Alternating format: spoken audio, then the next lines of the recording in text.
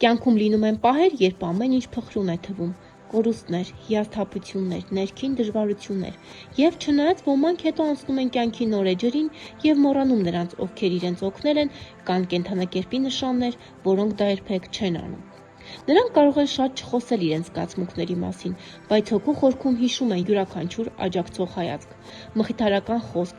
և այն ձեռքը, որն իրենց բարձրացրել է դժվարին պահին։ Նրանց համար երախտագիտությունը վայրկյանական զգացում չէ,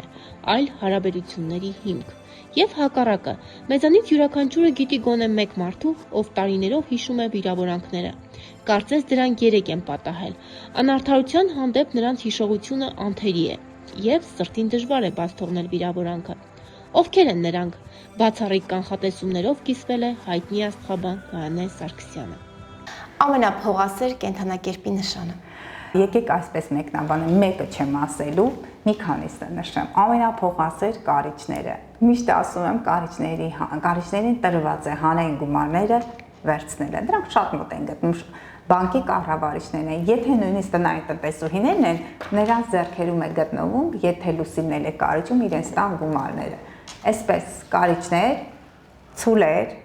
առյուծներ, իհարկե,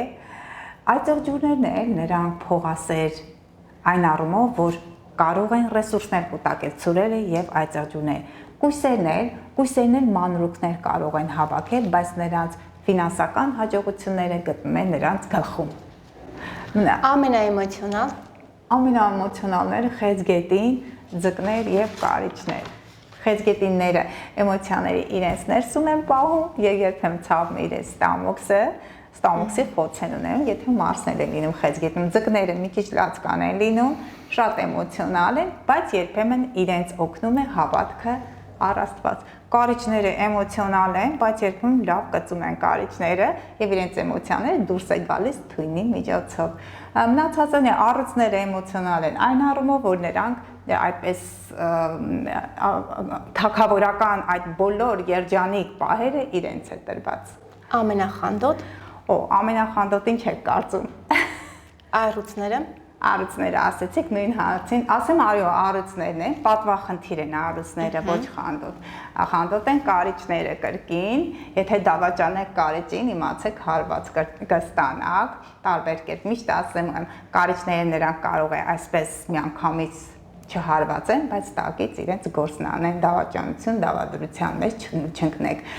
Նաև խանդոտ նշաններից խոյը կարող է միանգամից բռնկվել եւ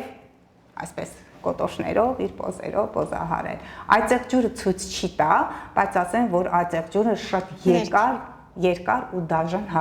հաշվեհարդար կարող է տեսնել։ Էլ ու մասին է։ Ամենաբարի նշաններից են։ Սկսենք ջրհոսներից։ Բարի, երջանիկ, ազատություն տենչող, երկվորյակները, նրանց բարությունը խոսքի միջոցով է գնում։ Նաև բարության հետ կապված կշեռքները, նրանք էլեգանտ են, նրբանակատ են։ Երևի, այսինքն բարի այն առումով ձկներ խեցգետին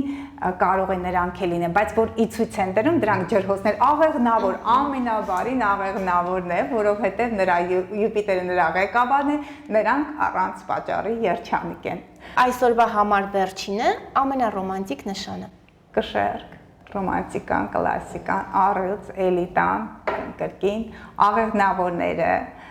նաև ջրհոսները այդքան չէ, նրանք այսպես ցույց են տալիս եւ նաև ձկները իրենց սրտում են սիրում։ Խեցգետինների ռոմանտիկությունը արտահայտում է իրենց ընտանեկան ջերմությունը պահելիս։ Կարող եմ ներկայացնել, թե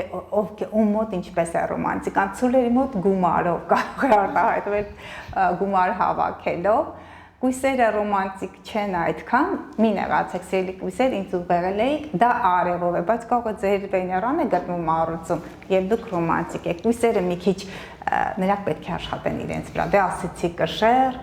կարիճի ռոմանտիկան վերջանում եք սեքսուալ հարաբերությունների սկսելով։ Աղեղնավորները այնքանով են ռոմանտիկ, որ երկրից երկիր են գնում, այնտեղի տարբեր մշակույթները վերցնում են իրենց վրա։ Այծեղջյուրներին դժվար է ասել ռոմանտիկ, բայց այծեղջյուրի դիմացինը պետք է լինի ռոմանտիկ, որպեսզի նա կարողանա բացվել։ Ջրհոսների ռոմանտիզմը այդ գժական ջրհոս եւ խոյ, հա, նրանք այդքան ռոմանտիկ չեն, որքան ակտիվ են, անզուսպ են եւ ոչ սովորական։ Այդքանը եւ ձկների ռոմանտիզմը արտահայտում է իրենց առանձին մի անկյունում աղոթելով, իրենց երազանքներում են ստեղծում, եթե Վեներանել է ձկներում, ապա ապոլոնական սեր, այդ ամենը նրանց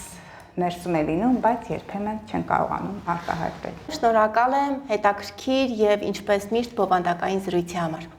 Նմանապես